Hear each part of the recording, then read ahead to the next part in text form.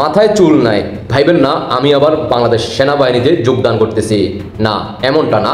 স্ক্রিনে অলরেডি আপনারা একটা ছবি দেখতেছেন, এই ছবির ব্যক্তিটা কি সেনাবাহিনী কিনা আপনারা বিবেচনা করবেন, ভালো করে লক্ষ্য করেন।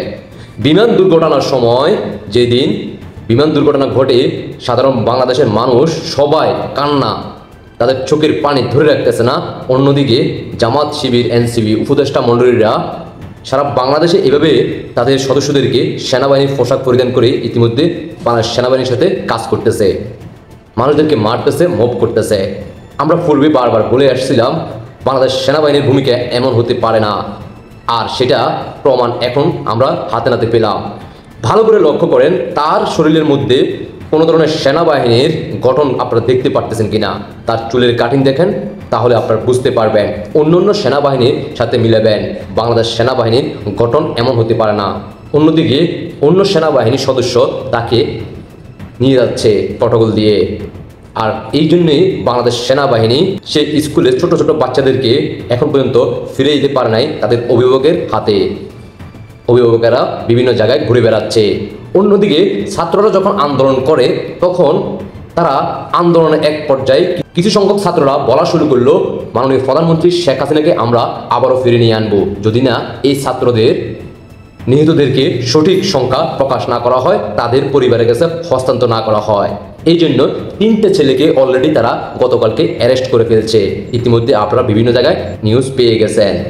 আর অন্যদিকে বাংলাদেশের আমাদের যে উপদেষ্টা মণ্ডলী ডক্টর সুধী ইউনূস, যাকে আপনারা অতি আবেগে গর্বের সহিত বলেন বাংলাদেশে পরিবর্তন করে ফেলবে, বিশ্ববাসীর কাছ থেকে শুধু ডলার আর ডলার নিয়ে আসবে। আর তখন তিনি হঠাৎ করে তার ভেরিফাইড পেজে অনুদানের জন্য সবার কাছে বিকাশের নগদে ব্যাংকের মধ্যে তার পোস্ট করে তাকে সহায়তা করার জন্য, ছোট ছোট বাচ্চাদেরকে চিকিৎসা করার জন্য। আর এতে বাংলাদেশের মানুষ যখন ক্ষিপ্ত হয়ে পড়ে তখন আবার সেই পোস্ট ডিলিট করে দেয়। সেটা 5ই আগস্টের পর থেকে উপদেষ্টা মণ্ডলীরা এভাবে ঘটে যাচ্ছে, তাদের পোস্টগুলো দেয় আর ডিলিট করে। আর তখনই আপনারা দেখতে পাইলেন রাতের বেলা 4টা দল বিএনপি, জামাত, হেফাজত থেকে শুরু করে এনসিবি তাদেরকে নিয়ে তারা জরুরি মিটিং করে। আর ওইখানে ডক্টর সুধী ইউনূস হাসতেছে আর ফলের জুস খাইতেছে, যেখানে বাংলাদেশের সাধারণ জনগণের চোখে ঘুম নাই, কান্না, আর সারা বিশ্ববাসী তাকিয়ে আছে। ওইদিকে ডক্টর সুধী ইউনূস 4 দলকে নিয়ে তারা ঐক্য করে এবং কি ছাত্রদেরকে কঠোরভাবে দমন করার জন্য তারা প্রতিজ্ঞা শপথ করে। তারা ফলের জুস খায় আর হাসে। বাংলাদেশের মানুষ যারা বিগত দিনে ডক্টর সুধী ইউনূসকে নিয়ে অনেক পোস্ট করছিলেন আবেগে, আপনারা অন্ধবিশ্বাসে ডক্টর ইউনূসে বিশ্ববাসীর কাছে কোটি কোটি টাকাতে সেই মালিক, অথচ সে বাংলাদেশের মানুষের কাছে ভিক্ষা যাচ্ছে।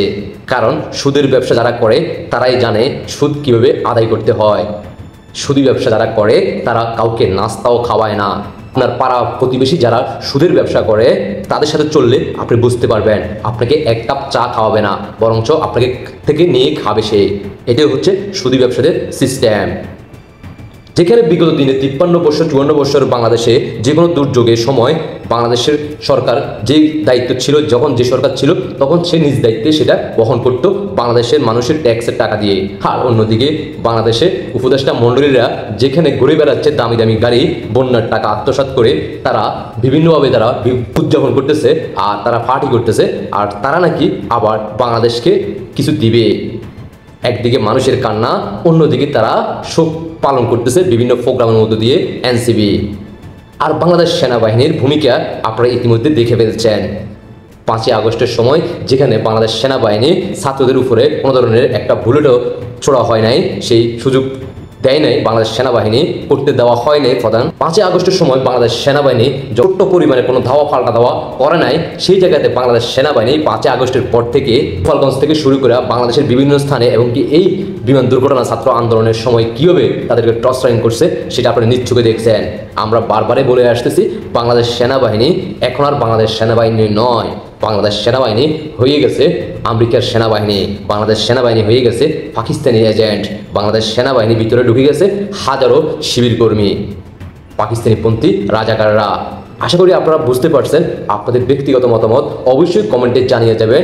আর এই ভদ্র সেনাবাহিনী গঠনমূলক আপনারা মন্তব্য করে যাবেন আপনাদের জায়গা থেকে, যদি বাংলাদেশকে ভালোবাসেন আর যদি আপনাদের কাছে মায়া চোখের পানি একটু হলেও আসে ছোট্ট ছোট্ট বাচ্চাদের এই দুর্দিন দেখে।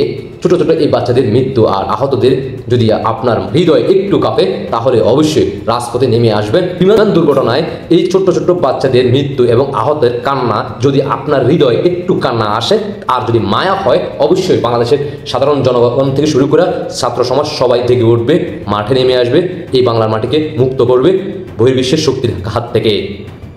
যদি আপনারা হেরে যান, তাহলে বাংলাদেশের মানুষের অস্তিত্ব থাকবে না, এই বাংলাদেশ হয়ে যাবে পাকিস্তান। আশা করি সবাই বুঝতে পারছেন। সবাইকে অসংখ্য ধন্যবাদ। দেশবাসীকে দেখার সুযোগ করে দিবেন। আপনাদের ব্যক্তিগত মতামত অবশ্যই কমেন্টে জানিয়ে যাবেন। আল্লাহ হাফেজ।